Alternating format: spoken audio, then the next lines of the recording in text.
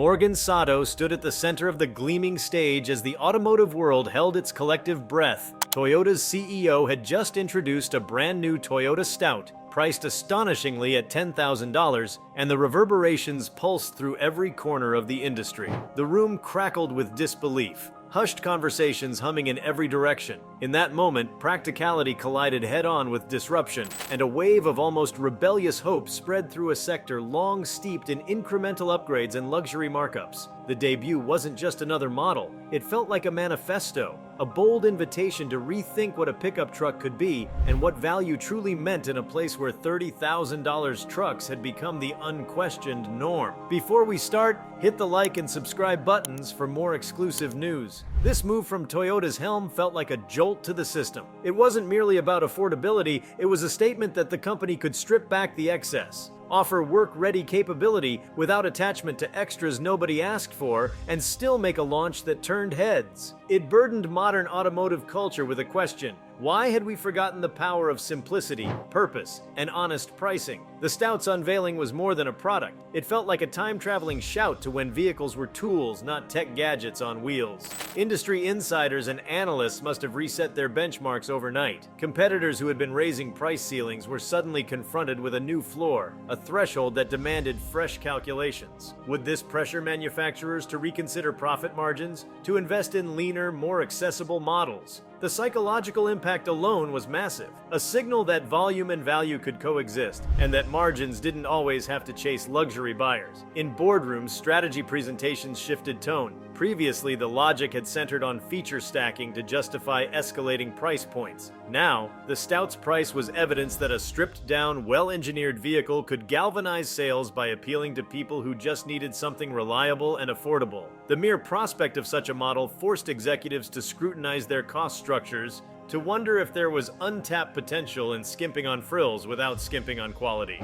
Public chatter mirrored that. With budgets squeezed in many markets, people were tired of paying for bells and whistles they considered dispensable. The sudden appearance of an all-new, functional truck for $10,000 felt like someone had finally broken a long-standing illusion. The new vehicles had to be overpriced to justify themselves. It seeded ambitions across demographics. Farm workers, budget-conscious small business owners, and utility seekers felt for the first time that they might not have to choose between second-hand compromises or going without. Regulators and safety commentators surely registered the move with both curiosity and caution. At such a low price, questions around how Toyota maintained safety, emissions, and reliability standards would surface. The initial announcement emphasized promise without follow-through details. So much of the debate immediately pivoted to how the company would balance cost discipline with regulatory demands. The answer Toyota provides in the detailed rollout will likely influence how feasible such pricing becomes industry-wide. All the while, chatter about the chicken tax, an old U.S. import tariff that has historically limited small truck availability, came to the fore. Many observers speculated whether the Stout, in its low-cost incarnation, would ever reach North American shores. If it did, it might sidestep that protectionist barrier. If not, it would underscore that market regulation sometimes trumps consumer demand, even when a vehicle makes perfect economic sense. Beyond the economic tremors, there was a cultural spark. Enthusiasts started envisioning how the Stout might usher in a new class of modifiable basic pickups, vehicles built for customization,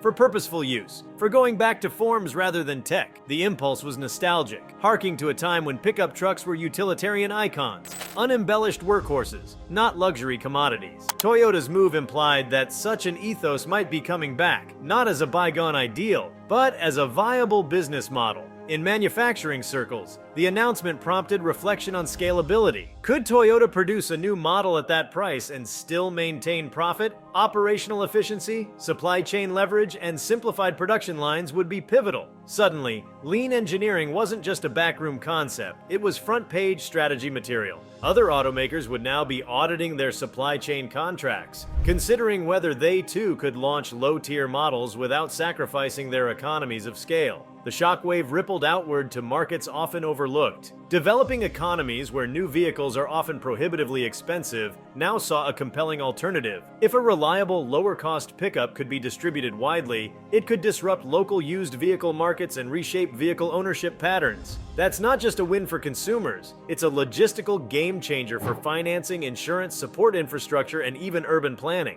Dealerships face their own reckoning. In regions where markups and optional packages generate the majority of profits, a $10,000 base model threatens to collapse traditional retail models. Sales floors would have to rethink how they offer value, by volume and service, rather than by upselling extras. That could morph the dealer's role from salesperson to mobility partner, emphasizing retention and repeat business over one-time premium profits. Above all, the psychological shift cannot be overstated. For decades, the car industry traded on the notion that better meant more features, and that premiums were signs of progress. The Stout's unveiling began to erode that assumption. It posited that relevance could arise from restraint, that benefit can emerge from affordability, and that the market might reward honesty more than extravagance. As the event wound down, the vivid image of that stage lingered. Koji Sato standing firm behind a podium, a sleek bare-bones pickup illuminated by spotlights, its price banner emblazoned beneath it. What looked at first like a minimalist act was, in truth, a seismic romp through the auto world's core beliefs. And without projecting into the aftermath, the message was clear. The rules had just changed. The design language of the new Toyota Stout added yet another layer to the intrigue. It carried a purposeful, almost Spartan aesthetic that stood in stark contrast to the aggressively stylized trucks dominating most showrooms. Straight lines, functional proportions, and a form that clearly favored utility over flamboyance told an unspoken story about priorities. By choosing to let practicality take center stage, Toyota managed to evoke a sense of authenticity that resonated with audiences who have grown weary of automotive theatrics.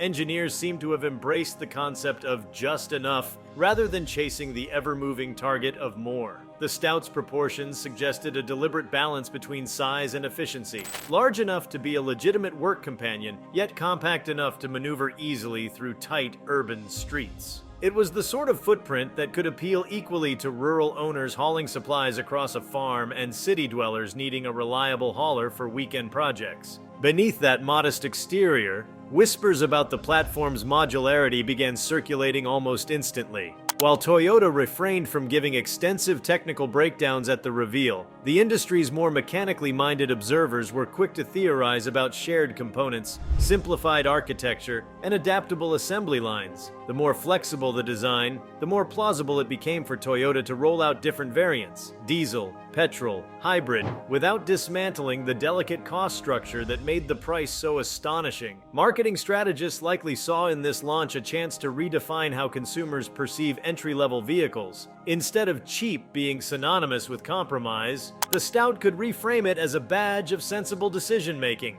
If handled carefully, that positioning could ripple across other Toyota models, influencing how the brand communicates affordability in markets where price sensitivity has become the dominant purchasing factor. Even without discussing the future, it was evident that this launch had already created a new conversation about trust. To price a vehicle so low in an era of escalating costs signaled confidence. Confidence in engineering discipline, in supplier relationships, and in a lean operational approach that few automakers dare to attempt at scale. This kind of boldness builds a reputation not only for innovation but for listening, for noticing the unmet needs buried under years of trend chasing. As the stage lights dimmed and the cameras captured their final shots, it was impossible to shake the feeling that the Stout's presence was more than metal, rubber, and glass. It was a statement rendered in steel. A challenge to the industry to remember who they ultimately serve. The fact that it came from one of the most established names in global automotive history only amplified the weight of that challenge. If you liked this video, please give it a like and subscribe to our channel. Also, could you leave your comments below and tell us, what are your thoughts on Toyota's $10,000 Stout reveal? Will it dominate the market?